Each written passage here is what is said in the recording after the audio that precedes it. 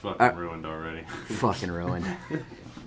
All right, we're here with Keet Darms for the last Sparrow interview. We'll start with the basics, you know, where you're from, how long you've been tattooing, etc., etc. I just reached my 20th year tattooing. I live in Atlanta, Georgia. I've been living there off and on. I moved out there to learn how to tattoo. I married a woman from Atlanta, so I would consider myself to be from Atlanta at this point, although I grew up in Albuquerque, New Mexico, and was born in Seattle, Washington. God damn. Yeah. All over the place. Military brat with no military. Some hippie shit.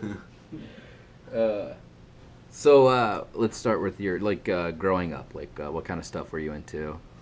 Well, my parents, as sort of aforementioned with the hippie thing, my parents were definitely of that generation, and got a divorce when I was 3 years old, and eventually my mom moved us from Seattle to New Mexico, which was a huge shift in my life, because I went from sort of these Montessori, hippie cool schools where all races were embraced and everything was nice. Wait, real quick. Do you not like Montessori schools? I don't have a problem with I them. got kids. I was thinking about putting my kid in one of them. I would do it, I turned out all right, even though it was only for the first 6 years or so. That's debatable. It is. I hit the ground running in New Mexico, though, because they were sort of a first wave of, hippies gentrifying the hood kind of deal. So I was in public schools with a bunch of rough-ass kids, and, one of the only white kids around. I have to learn to run fast, So kind of a good amount of alienation and displacement for a long time. Yeah. And, I mean, from that, the sort of natural progressions to, the classics, punk rock and metal and all that kind of stuff. I think... How old are you? I'm 43. 43. Yeah, Okay. 71. That just kind of classifies what generation you, the time frame you grew up in. So everybody kind of knows the music, the scenes, etc. Coming of age in the early 80s. I think most tattooers now came up in the whole skateboarding. Yeah. Everything was skateboarding and punk rock that got them into tattooing. So. Although interestingly enough, it was not my earliest interactions with tattooing. There were three kind of major events that drew me to tattooing. One was when my mom still lived in Washington. There was a hippie commune that she used to go to on the weekends, and they were building a sweat lodge, and she made me go out there and help and split. So with the rocks and stuff, or yeah, jug bands, the whole whale sound records, all that. And the dude who owned the land had a suit. Which, when the sweat lodge was completed, here's this naked ass man with the full body suit. I have no idea who it is. I want to rewrite my own personal history and say it was either Pete Stevens or Greg Irons or, people who are big tattooers in the Northwest. Yeah. But to be honest with you, it wasn't a biker suit. It was in my memory anyways, it was a well-executed suit of, good tattoos. Yeah. So that was one, that was holy shit. Tattoos are on different people and it's cool. And then when I moved to New Mexico, in the early 80s, there was this really bad prison riot in the Santa Fe State Penitentiary, and the prisoners took the pen over, and there was a number of days it was gnarly. It was one of the worst prison riots ever. They eviscerated people on the protective custody wing, killed COs, and took the prison over and were on the roof of it. With helicopters circling around them, waving flags at them, and there was this huge standoff, and they were all tattooed, Chicano prison, heavily tattooed dudes on the news every night that everybody was glued to, holy fuck, this is going down. And then those dudes ended up being my friends growing up's older uncles that eventually start coming back, so we started seeing that stuff in life, and it was this is crazy, these dudes are badass crazy motherfuckers. And then the third thing was when when I was a kid, they used to have dollar movies. I know y'all don't have. Oh, that I remember no the more. dollar theaters. Yeah, that was. It was shit. like when they came out, and then like like a month like or two later, they third went down. tier. Yeah, they Yeah. went down to the dollar theaters. Yeah, your mom would drop you off at the dollar movie. It was always with it was always like near a Crystal's or a McDonald's Yeah, or something like that. or So somewhere. you could take your chick to Yeah. Crystal's and then take her to the dollar theater Yep. on a sweet a date. full Pure spectrum. class. Pure class. So there was a dude. I was at the dollar movies, and I think I was like 12 or 13, and Japanese dude, full business suit in there with like a date, and I was kind of like, this is like the fuck, this dude's at the dollar movies, and he held the door open for her, and sleeve rode up, and I had already kind of seen a few things and knew about like serious Japanese gangster dudes or whatever. And he had a Tabori suit from what I could see, and I was like looking at him like, God damn, this dude's the real deal. And he looked at me and kind of gave me this like head nod, like, oh, you see it, huh? And he didn't like make a move to show it or nothing, but it was just like the gangsters, different cultures, these weird hippies, like these are cool people, these are different people. This is like, and then growing up around like punk rock and all that, like. There's a couple people that had homemade machines, and then there was a couple like older punk rock kids. There's a dude named Jamie Trujillo from New Mexico who left in the early '80s, moved to San Francisco. I believe he worked at both Erno's and Picture Machine, and he's got a lot of the Higgs tattoos and Tattoo Time. He's still tattoos. He's in Seattle at a place called Chroma Ohm, but he was like the first dude from New Mexico. I think he's originally from Arizona, but he was friends with R.K. Sloan. Like he was deeply involved in punk rock, but he was like the dude that went away to learn how to tattoo, and he eventually came back and worked at Route 66 Fine Line. But those were like the older dudes that you looked up to that were like, holy shit, these guys are doing it. They're badass. So that's awesome. So what eventually made you get into tattooing? Like, what was the first steps for you to get into tattooing and start learning? Well, I had a couple shaky beginnings. I think we all did. Well, that whole thing with the people's older brothers and like the older heads. Like I grew up in kind of a gang neighborhood, and so we all learned like as older people were coming out of the pen, if you could draw at all, and they're like, hey, little homie, check this out. Like, this is how you make a tattoo rig. And, we, like, made them out of, like, little rotary, like, stumper 4x4 motors with the thread and the pen and the battery. And, Did they ever teach you how to make the ink that way? No. Because I remember, like, back then, I know back in the about day, that, like, before I started tattooing, like, there was always these guys that used to get in trouble and go to jail, and they used to tell us how they did it, and trying to emulate it, like in our apartment, and the shampoo and the fucking boot heel or piss in it. We'd take a box in like just a normal white plastic spoon and burn it and catch all the soot, and you mix it with either white toothpaste Shampoo. or like the shampoo and shit, but it never fucking worked. Yeah, we did toothpaste. Definitely didn't work. Yeah, we stole it. You guys hear that shit? It's all a lie. Yeah. Maybe it's jailhouse fucking toothpaste. That's what, that's a commodity, though. Yeah. I ain't gonna talk no jail shit, because I don't know no jail shit, so all respect to my friends. That ain't me, I ain't talking shit. Spencer. Nah, like, so whatever, I was up and running. My buddy Alonzo, who's like I've been going to school since middle school with, he's like same age as me. Really talented Chicano dude that like could draw his ass off. He kind of like, we got into graffiti writing at the same time. He kind of like was tattooing, up and running with that, doing little stuff out of his mom's basement. And I like sort of started trying to do it too, and I was doing a bunch of crappy like stuff on my punk rock friends. And I remember one time there was this squatter punk that like ended up staying at my buddy's house that was like the party house that we were all crashing at. And he was like, yeah, just do whatever you want, man.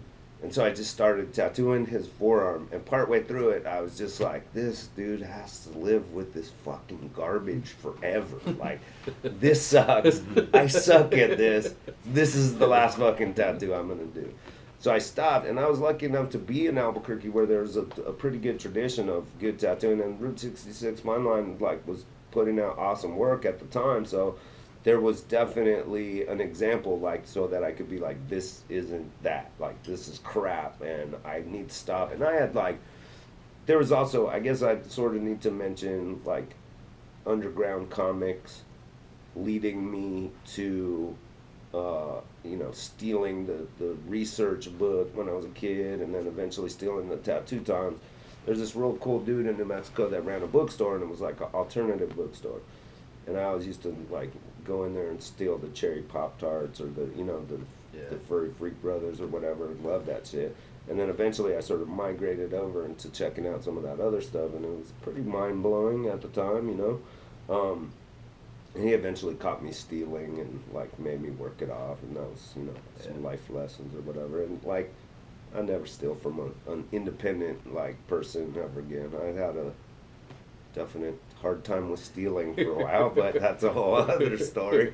But that stuff in general like kind of led me to being in a place where I had read a bunch of those like skin shows and like a bunch of those early tattoo books that were available, that it always said like someone who works out of their house is a scratcher, and the only way to learn how to tattoo correctly is apprentice, and a proper client brings his tattoo a pack of cigarettes with the brand that they like, or all those old things that were cool as shit to me. And so I had read enough of that I was like, I'm not doing this right.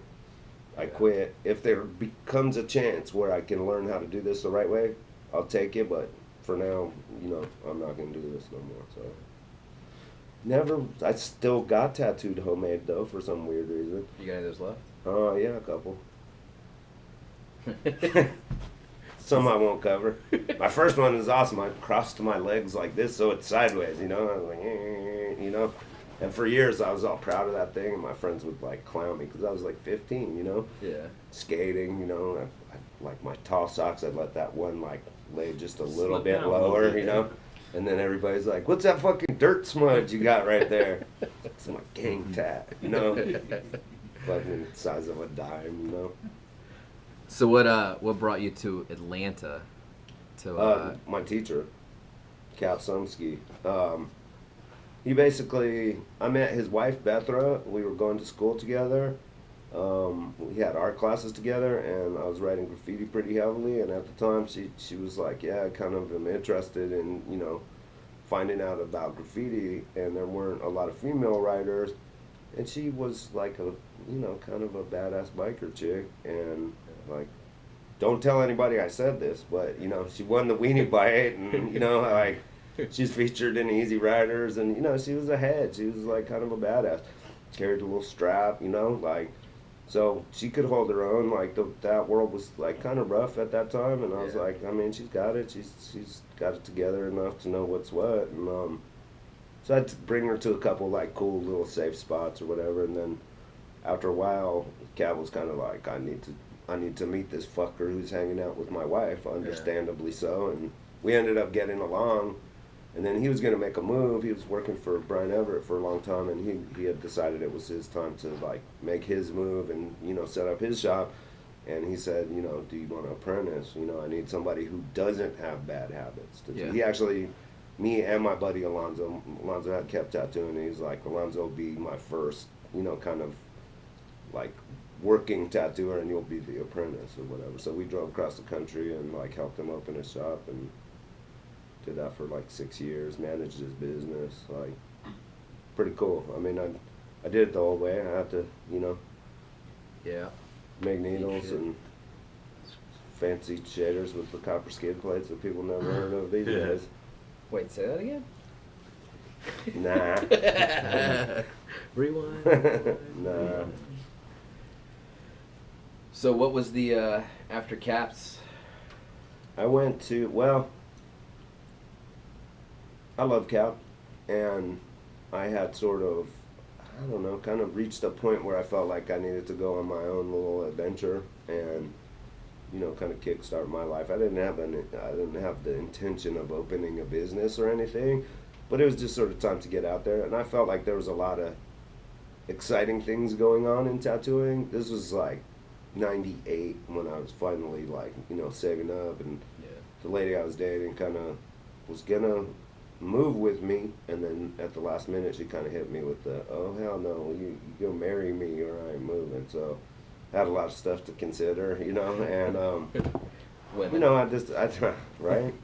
I decided that I you know, needed to make a move that was going to be better for both of us, and you know, she had a daughter, and that's my daughter, and I felt like there's a lot more going on in tattooing than what was going on in Atlanta at the time. Like Atlanta still, it's become more of a tattoo town, but when I left in '99, if you saw somebody walking around with a half sleeve, it was kind of like, where do you work? Yeah. You know, it definitely, like, I mean, there was not people rolling around with the sleeve that, you know. I knew one guy that, like, skated, would fly out to San Francisco, get tattooed at 222, you know, and I'd be like, bring back Zed Flash, or, you know, and we were, like, two of the only people, like, communicating about tattooing in a larger context than what was going on in town, you know. Yeah. Still at that time, I didn't really travel anywhere to get tattooed, though, because I was just sort of locked into my life at that shop. So I was ready to get out. I traveled around a little bit. I went to LA, hung out with my friends from Psycho City, Jojo Ackerman, Mike Pike, and them. That was awesome. And then ended up hooking up with my buddy Nate Drew, who had a shop in Salt Lake called Lost Art and still does. And people in Salt Lake, for whatever reason, tattooing was like kind of starting to go off there. Yeah. And so for somebody who was feeling like I wanted to be capable and competent to do more than, you know, small quarter-size 3-needle stuff, like I was ready to do something else, and people were ready to, you know, walk in and get a sleeve for their first tattoo. So I was like, fuck it, I'm moving, you know, and that's what we did. So I stayed there for, I think, almost 6 years too, and then I moved back to Atlanta. What were some of the who were some of the tattooers that you would look at their work, try to emulate their work, or looked up to, or Scott Sylvia, name dropper? I mean, seriously, anybody that was Likely tattooing story. at that time, like that didn't, you know, want to take a crack at those sugar skulls and says they never did is a fucking liar, you know. Mm-hmm. That was the thing, Yeah. you know. Freddie, I mean, all that exciting stuff that was going on at Primal Urge, you know, man, there was just like a vein going through tattooing that was like so kind of electric and exciting for a minute there, and it seemed like it was all pulling towards the capital, which was San Francisco at that time. And it was like, But you know who was the one that was pulling away from it slightly? The Frank Lee Flash. Mm-hmm. How many fucking tattoos did you off that set of Flash? yeah, I would definitely say that the Frank Lee stuff, and I mean, I don't know if you know this, but Frank's mom owned a shop in Atlanta called West End Tattoo. Her name's Julia. It's like a hood spot, and so there was a weird connection there. I mean, he never really rolled through, but that's like kind of a weird little tidbit of trivia. Yeah, that stuff was super inspiring. Looking back on it, he could draw his ass off. Why didn't he connect the line? I never understood that. I mean, it was, you know, kind of cubist or whatever, but like, Yeah. sorry, There's a man. lot of non-line connected. Yeah, it was weird. I don't get it. I mean, not just, frankly, there's a bunch of stuff. I mean, Mike Wilson. Who's that? Yeah, I'm sure you've never heard of him. I mean, there was, you know, Richard Stell. Yeah. There's a lot of Texas, shit going on in Texas, Trevino. too. I mean, I feel like San Francisco was the epicenter, but Texas had its own thing. And Texas was, you know, I mean, Dave Lum, like, I don't know. I mean, talk It's about crazy, like in the punk rock 90s, shit. you can think back to the epicenters, like there was like, you know, pockets here and there Right. of really fucking amazing tattooers. But you knew everybody's name, too. Yeah. You were, like, tat nerded out. Can you do that like, now? Hell no. Well, I mean, how about this? One of the things that I really think tattooing has provided for me in a really cool way, apart from a life and, you know, being able to make a living and all that kind of stuff, is there was a time when we were talking about right before the interview started where I was all partied out and, like, not living to my optimum potential as a contributing member of society, shall we say. And I always used to kind of like take this weird attitude towards other people that were really good, but didn't hang in the party room. Like, those fuckers think they're better than us, you know? Yeah. And over time, after I gave up my like sort of carousing ways or whatever, like I feel like I've ended up like being really lucky to associate with people who are the equivalent of those people that I was like kind of defensive about before. People that don't care to be with all the partying, peacocking dickheads. Yeah. And people who take what they're doing seriously. And I feel like tattooing has brought a whole bunch of us together in that way, where we share friendships, like not just like convention friends, you know? You see the seriousness that other people like apply to their lives and their work, and it's inspiring, man. That's like one of the hardest things I think sometimes in this crazy business that we're in, is to stay excited about what we're doing and stay trying to produce something at the optimum of our capacity, you know, to keep pushing ourselves to supersede what we did yesterday. I mean, that's a thing that doesn't seem to, that's another little facet of our conversation from earlier. People seem to hit weird plateaus. And if you set a bar for yourself, the way that I look at it, like, clear it, you know, set a new one, like, yeah, work harder, like, so you got a hit record. Don't make your one after that suck, you know, because I ain't never gonna buy your shit again. It does seem to a lot of people just kind of stop when they hit a certain point instead of setting that plateau to go a little bit higher. You know what I'm talking about, right, Brian? Bruno does that all the time. Well, I don't have plateaus, you know. It's all just peaks and downhill. valleys. It's all downhill. There's no He's flat. skiing. There's no flat part. yeah. I don't think. I think it has nothing to do with tattooing or anything. People are either born with that or they're not, Mm-hmm. and that's the separating value for people. It's Yeah. like, doesn't matter if you're a fucking pipe fitter True. or you're a fucking tattooer. You're either gonna try harder to do better, or you're just gonna get to where you can maintain and you're gonna stay there. I mean, that's one of those things that, like, as you become exposed more to what it is that you love, you ferret out information. And one of the things that, in some ways, it's way easier than ever to ferret out information. Like, I don't have to dig through the Library of Congress ISBN numbers to get anything anymore. You know, Yeah. like, let me take a picture of that, you know, and search it out. It's incredibly easy to get everything. At the same time, I think that makes people way more lazy and not interact with it 100%. whatsoever. Yeah. And I don't understand that. It's like everything's being given to you and you're just like phoning it in at this point. It's ridiculous. Yeah. But also it does But I'm come in lazy handy, as shit. though. Oh, yeah. In certain situations, that No comes question. way in handy. No, it's handy because you've worked for it. And you But- want it. Yeah. And I mean, it comes in handy, but you still are going to find it. I mean, but I liked having that limited access to something where you feel like you prize the little nugget of gold out. You mean of like the every month when a new dustbin. magazine came out? Yeah. Like International. not knowing what it was going to be? Yeah. Like, who's going to be in the next one? Who's going to Yeah. be in the next one? I mean, that we could talk about that all night. Like, from the transition from Outlaw Tattoo Review, you know, and the two dudes in there, like Timothy or whoever, that would occasionally get a photo in there, and you'd just be like, oh my God, what the fuck is this? I've never seen no shit, you know, and then it'd be like MC Patches at the Run or whatever, you know, and that transitioning. What was the one the Mad Hatters convention? Mad Hatter. There you go, buddy. Yep. There you go.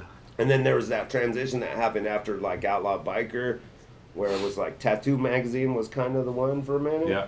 And then it was International, and that was real slick, and, you know, and then Hank had his little thing. Remember that? What was it? Tattoo Planet, maybe? Was it Planet? No. Tattoo? No.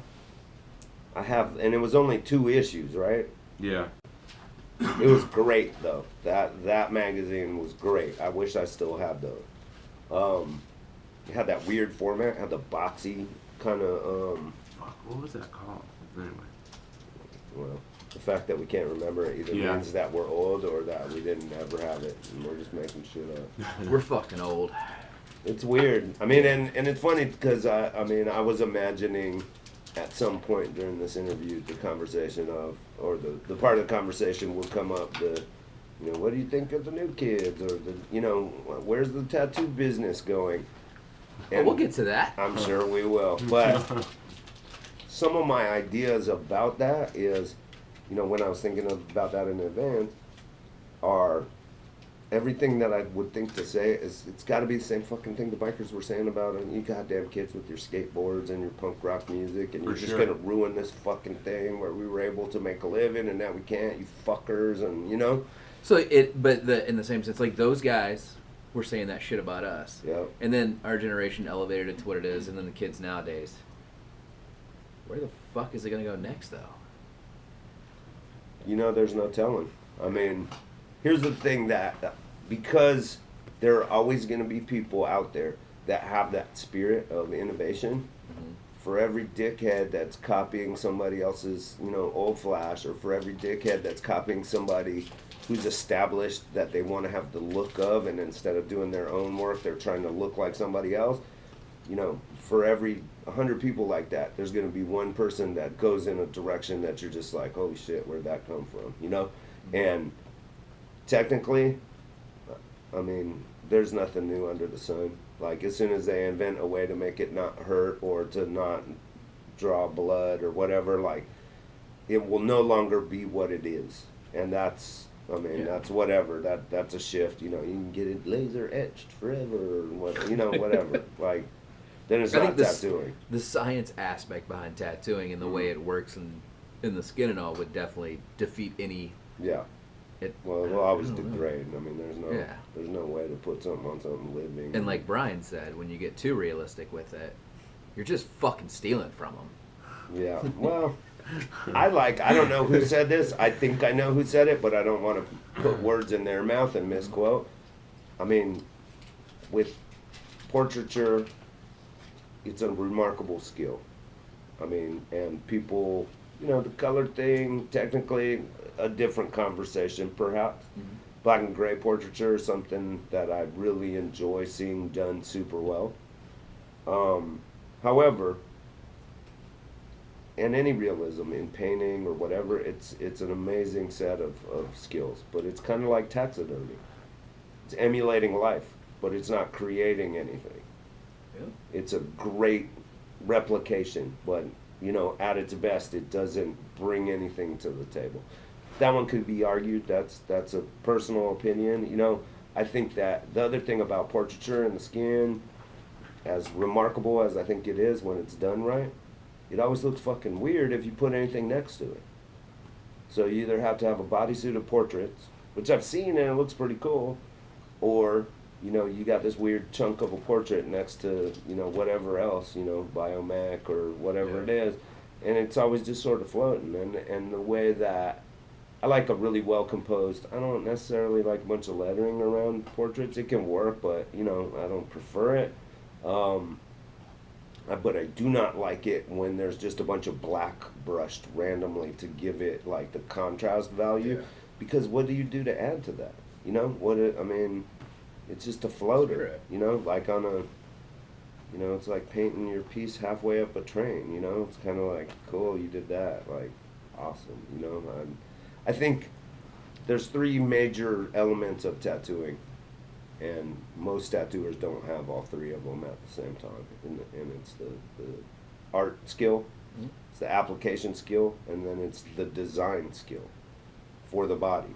You know, a lot of people don't think about that. And there's people that are highly advanced at design and sometimes application, but they can't really draw that well. I mean, when you get, you know, that kind of perfect three, you know, you can tell, like, people that just have that innate sense of layout or whatever, like, it's pretty remarkable when somebody can make it look effortless, you know. I agree. But I do think black and gray,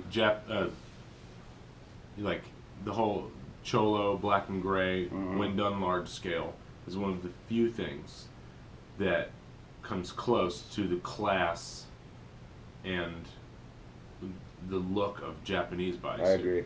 But when it's done correctly. When it's done correctly. And that is a mysterious cultural secret as much as Japanese stuff. Absolutely. That absolutely cannot be emulated. The nature of that collage, that's what they call it. You know, it's all collaged out. You know, the way that you can kind of have that weird transitional, it's a girl's face, it's a set of prison bars, it's a sad dude in the cell, it's the fucking car, like, that's it, is some other level shit. Yeah, you know great. what I mean? Yeah. It's like stream of consciousness visual, and it has a coded way of doing it, but it's not known. It's not a thing that you can access. Well, I think the person applying it has to be on equal footing with the person getting it, and they have to have lived to earn the It's fucking true. ability to understand it. And that's, Japanese tattooing is very similar, and I think, you know, it's one of those things that just cannot be faked, and it deserves an immense amount of respect, and I think a lot of people don't do that. Like, I think it's lumped in with another group of stuff that you're just like, it's not the same fucking thing, you know? Well, no, I was watching Jack Rudy tattoo for a second tonight, and he was doing a couple tricks that I've not seen since tattoos that I saw in the 80s. He's doing this background trick. I'll tell you about it not on camera. And I was like, man, that's cool, man. That's like an old style. And he was like, yeah, people don't do this one no more. And then we sort of spun out talking about kind of stuff like that. And I was asking him how he felt about some of this new generation of kids that are inspired by, like, him and Mike Brown and Freddie Negretti's, like, 80s stuff. Yeah. Which is really interesting to me, that there's a resurgence in that. But he was like, I'm not familiar with it, which I think it'd be interesting if he got familiar with it to hear his opinion. But the stuff I've seen in life is almost like strictly black. And it's kind of weird to miss the point of, you know, the transition from black to almost nothing is the whole point of black and gray, and to do it with a single, you know, like so if you're not doing it with the single and you're not doing any of the difficult transitional shading of, you know, from presence to absence and every shade in between, like, what are you doing? I mean, it's kind of a new style and whatever. I don't want to be a hater on, I mean, some of that stuff I really like, you know, but it'll be interesting to see the directions it takes. Because sometimes I see them, like, some of those people, like, just throwing some weird tribal zigzaggy stuff behind it, which is like, yeah, that was some selling stuff in the 80s. Yeah, oh yeah.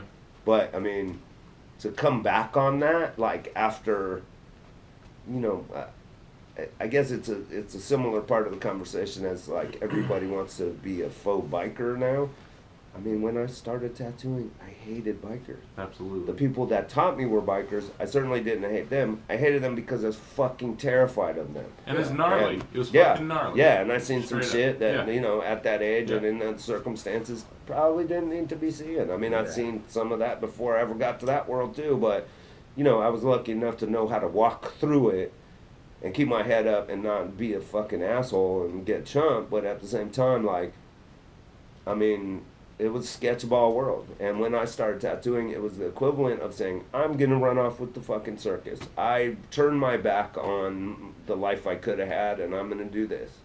And, I mean, that's a thing now. Like, okay, it's cool to, you know, wear a vest with a 3-part rocker, like, of a metal band you've never heard of or whatever.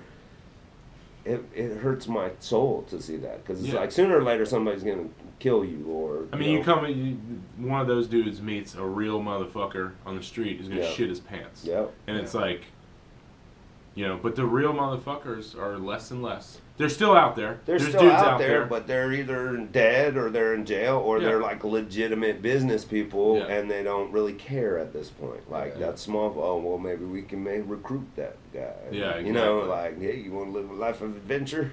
Tell you what, give me a motorcycle. It's a word. It's just that, you know, it's these things seem to kind of always turn into the same thing, but it. We'll be back. All right, cool. It's the world of magic that in tattooing, in a lot of art, in punk rock, in the biker shit, where it's like the the less respect, the more respect that gets lost, the less magic there is, and it's like where degrades. It just destroys the whole fucking thing that made it cool in the first place. You know what I mean? And it's like, it's cool. There's advancements, and that's awesome. It should happen. Yeah. But then there's a point where you're on this brink of losing the fucking core of what it should be. And it's like, it's scary to me, tattooing being my world, that, to think of it fucking falling over the other side. Well, it's been teetering on that edge. It's teetering. And it's like, once you go over the side, I don't think you come back. You know what I mean? And I don't think you can come back. But interestingly enough, a conversation that I was having recently with the nature of, like, take rock and roll, for example. I mean, there was so many people in some of the rock and roll stuff that I grew up listening to that said they were inspired by listening to, like, early Elvis shit or whatever, and how groundbreaking that was when it came out, and how, like, I mean, that was the punk of its time. It was like the complete groundbreaking. And let's take a band like The Who, bringing fucking guitars on stage and just killing shit and just being wild and crass, and then, basically being theme music for the jock dickheads at my fucking high school. Going from being, small venue, trash the fucking place, go berserk, to playing fucking huge stadiums, and like being so out of touch with what you started at that it no longer is relevant. You're still making money, but it isn't the same spirit of the feeling that you were getting at the beginning. And everything is cyclical. I mean, it could be argued, some people would say that after 1977 there wasn't any real punk rock. Some people could say that, when Green Day released Dookie, there wasn't any more punk rock. Whatever, your trip is with it, like, it always, like, goes full circle, and there's always going to be some kids somewhere that are like, fuck this, I'm not listening to this fucking bullshit on the radio, I'm going to make this, or, fuck what tattooing is. And there's been a couple little stabs at that lately, the whole, Brooklyn, like, we want ignorant tattoos hand poked by my friend down the street instead of paint. And it's not because they're cheap ass, it's because it's, like, cool to look like you're a cheap ass, like some gentrified horse shit, But I think that, I mean, the preserving the magic is super important. But the cyclical nature of everything cool becoming uncool, it's the Starbelly Sneetches shit, you know what I mean? It's the nature of, and I've always been that dude. If too many people like the shit that I like, I almost don't want to like it anymore. And then I'm getting old enough to where I'm just like, fuck it, I like it. I mean, who cares, Yeah. Well, supposedly, if you are a hot younger girl with 15,000 followers on Instagram, you are a really good tattooer. Oh, yeah. From what I understand. It's also, not only is it true, I mean, everybody knows that the internet is the real world, too. Yeah, completely. I mean, it's amazing the amount of, credence people give that, but the amount of self-invention that people have done through that. And there's one level of me that totally fucking hates it, and will always hate it. There's another part of me that's in awe of the fact that somebody can create something out of fucking nothing and use it to their advantage, I mean, because that's one thing that tattooing, I think we pushed real hard in the 90s to get away from the biker thing and the, it's a hustle. To make it more respectable in a sense. Not even, I mean, I think even the elder statesmen of the biker, sort of generation saw the handwriting on the walls and were like, this could be a legitimate business. Yeah. We're not going to get raided by the fucking FBI looking for fucking, meth in our gas tanks or whatever. Let's up the game. Let's, like, turn this into a real thing. And, brought more respectability to it, but it was still kind of, it was shady around the edges. But then, it was still a hustle. And then I drank the Kool-Aid in the 90s and got bikered in a sense, like, I'm going to make great art with this, I'll be, I mean, and there's a guy this guy used to work for that kind of fed me a lot of that, too. Yeah. Wear your dreams, right? Wear your dreams. But I mean, he inspired. None of us would be anything without that. You know what I mean? That was the template and everything. And it's almost like I think in swallowing that Kool-Aid and kind of making that transition of thinking that tattooing needed to be elevated, people forgot the hustle aspect. And, I mean, it's a business, you know? Yeah.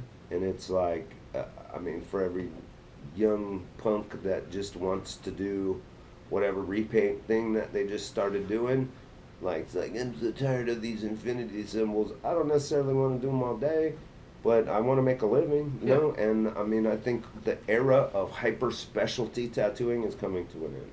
I think that's one of the changes on the horizon. For sure. Well, you were saying 100%. earlier that there's no life in tattoos, in that, you know, in that quote part.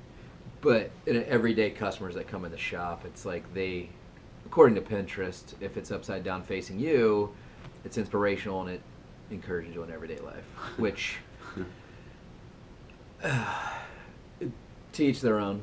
Sure. But I try to break it down. I believe we're stopping that trend in our shop completely Awesome. by explaining to them Yeah. like this. Like, they're like, but it's for me. And I said that contradicts what a tattoo is. A tattoo is your expression for the world to see what you like, what you're into, fuck off, whatever you want it to be. Yeah.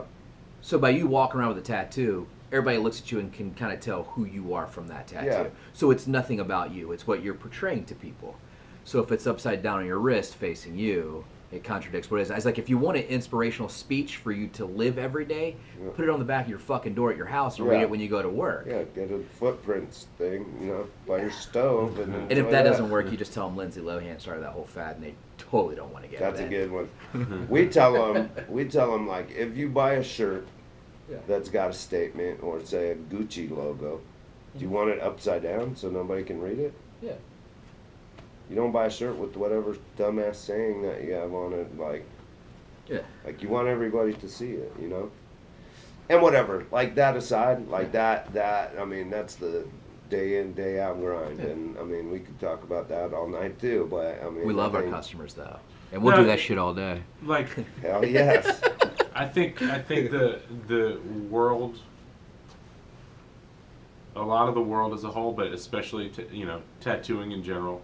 At this point, the internet and Instagram and all these other things has created an entitlement thing for a lot of these people. Oh, yeah. So, when someone comes in wanting that, we're all joking, we're all talking shit, but when that's fucking standing in front of you, guess what? You're going to fucking do it. Hell yeah. So, because it's your job. Yeah. You know what I mean? So, you have, there's a person that tattoos near where I tattoo that... We just had a girl come in the shop the other day talking about getting tattooed. She had an appointment with this dude.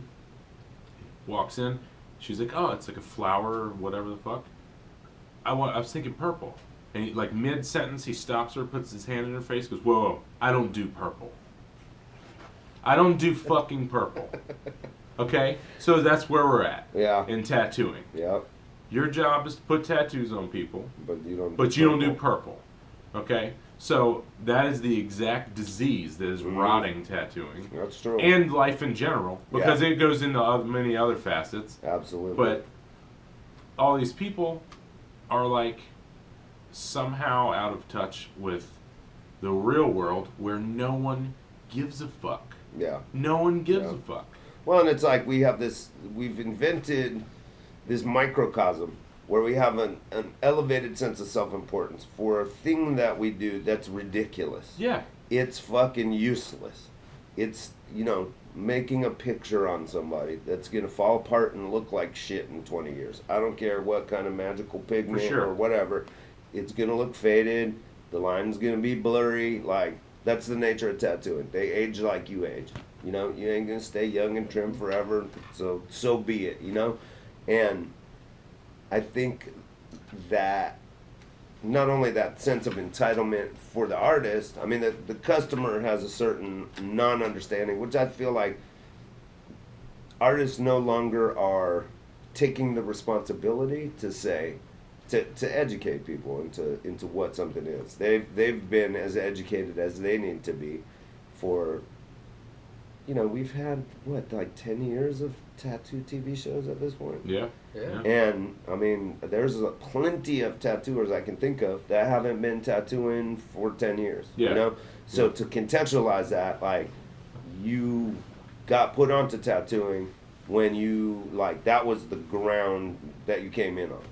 And we came into it where it was, you know, a couple snatched pictures in the middle of Easy Riders, you know? Yeah. A dude with fucking eyes tattooed on his eyelid so that when he passed out at the bar, he could stay there, you know? It's awesome tattoo. Very awesome. I fucking love that. But yeah, that's the, they've, you know, they go out and buy some tattoo equipment. You know, they label themselves as a tattooer, and it's like, I'm famous. Yeah. You know, like, I'm a tattooer, I'm popular. Well, and we're also in the generation of everybody wants to be famous, but nobody wants to do any work. Oh, yeah. So, I mean, fame is its own reward. But that goes way beyond tattooing. No, that's what I'm saying. I mean, that's like the generation that, I mean, everybody's like, I want to put the least in and get the most out of it. I don't even think they think of, I want to put the least in. It's just like, I'm here. No, they I'm feel here. like The they're Kim doing Kardashian effect. They're doing it, so it's important. Yeah. Yeah. Well, You know? that's, you know, social media certainly helped with that. 100%. But the real world, you fucking go out, like, my perfect example is, for most generations, spanning a large amount of generations, because there's always names for each generation, spanning a large amount of generations, Philip Lou would probably be one of the most recognizable and respected names. One of. There's plenty of them. But, so, walk on the fucking street, pick a random person off the street and be like, that's fucking Philip Lou right there. They're going to be like, So what? Okay, whatever, and just keep walking. Yeah. So, in the real world, doesn't matter. it does not matter one bit. And it's cool that we're all lucky enough, because that's how I view it, lucky enough that people want it, and that you have the ability to do it, and that you have the ability to make a fucking living doing it. It's awesome. Yeah. It's great. You know, it's a gift, really. It is a gift. Not to be too hashtag chill vibes about it, but it's definitely, and people take that gift for granted. I mean, and that entitlement reaches so far beyond the understanding of that. And I mean, although, I mean, I would imagine if we went to the floor tomorrow and then like, what's your favorite Philip Lou tattoo off the top of your head? I would say, you know, out of 10 tattooers, maybe 4 of them wouldn't know who he was. I don't think so. I don't think they might not be able to name it, but they know the name. Still. Pretty partial. I know the name of the one my favorite is. I'll say it. The Ghost Dragon. The Ghost Dragon. I like God, Cliff. I think it's so fucking sick. Cliff White's back. That's good. I mean, there's countless. There are. Unbelievable. You know, but it's like, it's just crazy to me that, you know, that dude specifically is really awesome. Yeah. You know, as a person. So then you have that dude who will do you want fucking purple? You want well, purple? like you want tribal whatever the fuck or whatever. Sure, let's do this. But this other dude won't do fucking purple. You know, and it's like where does that come into like your ability as a tattooer to think so highly of yourself that your fucking customers are just automatic dickheads. Yeah. I've heard a lot of them say, a lot of tattooers say that, you know, like, I'm not a product. Like, I'm not a TV, you know, like, I'm not providing a product like a TV at Best Buy.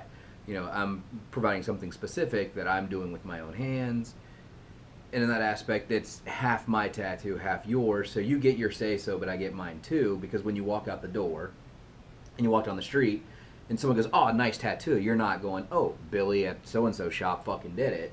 You know, so I have to make it nice so you will say that, or, you know, like, I don't want them to look at it and go, oh, that's a shitty fucking, look at that, purple's fucking ugly in that tattoo. I mean, there's a weird thing, but there's also area. a way to talk to people to convince them purple's not the color. And throwing your hand in the face and being like, no, I'm not, is definitely the wrong way to do it. Approaching it as equals. Well, here's another little facet that I always think of, which is this. Like, I got over the idea of having somebody parade around with my ego all over them.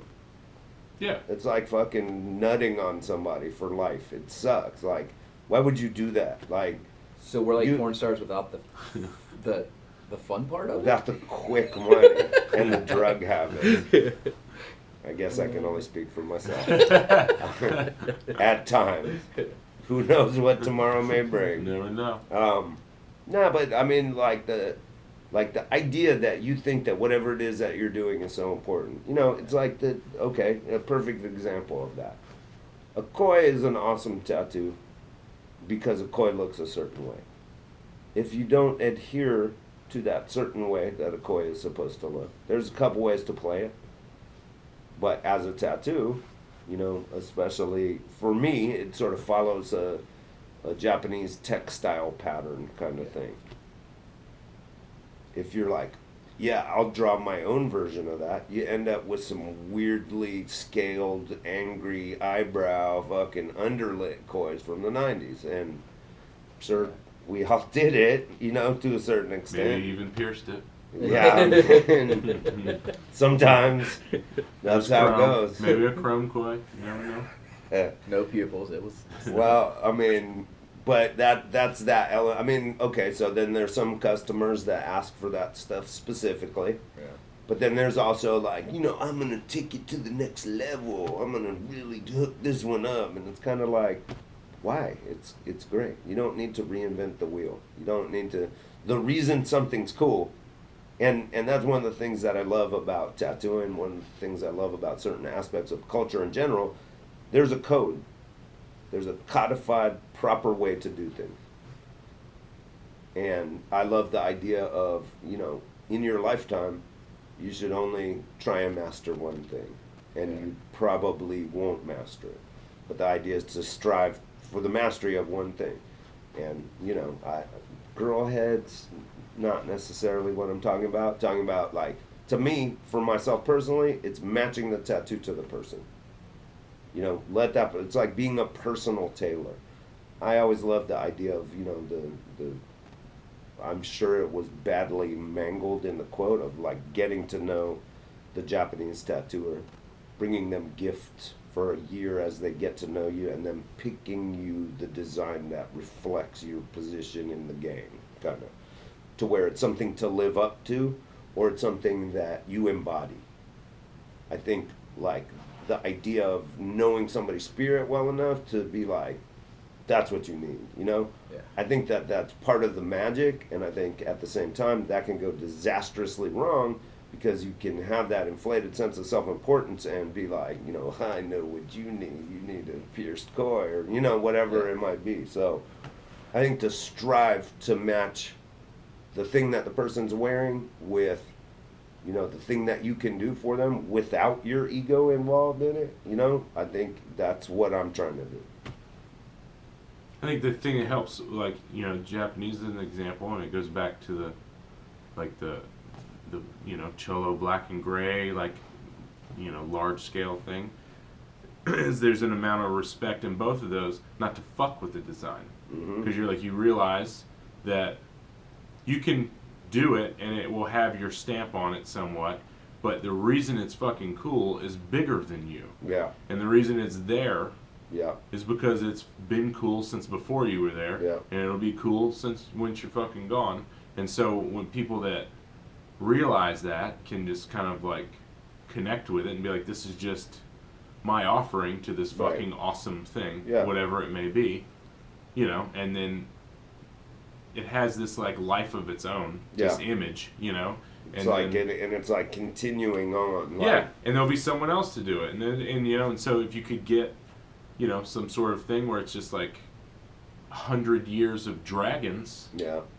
Like, I mean, that's pretty fucking unreal. You know what I mean? And like, it has such a power that it's greater than anything that any one particular person is going to do. And I think some of those cultures kind of acknowledge that and respect that in a lot of ways. And the respect is such a massive part of that, you know? Like, and that's one thing that has been a transitional element, and perhaps it's that we're getting older and seeing youth culture in a different way than when we were younger, but the respect factor for what has come before you and the acknowledgement of it and the understanding of your place in it does not seem to be a thing that is in any way accessed or, you know, interacted with by most of the young generation. Yeah. You know, Yeah. there's definitely young cats that, you know, kind There's of some know that what get it, time it is. 100%. Yeah. But, you know, for a lot of them, it's about that quick fix. Like, what can I do to be the flashy one? Like, not like, how am I adding on to this? Because, I mean, that's one thing that I have thought and I have been told is, you know, you're not going to reinvent nothing. With any luck, you can add a little, not even a tweak to it. You can add on to the idea, you know, that's a constant conversation. You can be a part of that conversation. And that's about it. Like, Yeah. you don't need to, you know, you're not going to take it to the next level, because that's not what it's about. It's about being part of the thing that's bigger than you, you know? And that's a thing that is important to me. That's something that I want to see continue to live in this thing. It's true. And I second, third that. Yes. Well, We got all serious. No huh? shit, I'm mind fucked right now. No, I'm just kidding. That's not Let's talk about strippers. Well, it's been an awesome conversation. Where can everybody find you at? What's your contact info, shop, all that stuff? Southern Star Tattoo in Atlanta, Georgia. My email is keet313@gmail.com, Keet. Instagram, Keet, SST. Funny thing about that, when we started our shop, we were kind of on this like hardline mentality about everything, and I decided that we should have this uniform web presence. So on like Twitter and on Instagram, it was just sort of getting started. My boy Clever put me onto it, like when it was mostly just Doug Hardy and Japanese girls and their cats or whatever. It was awesome then, because I love cats. I'll go on record as saying that. We all know. We all know. Hey, Cats I and live sweaters. it. Cats Yeah. and sweaters. cat, sweaters, and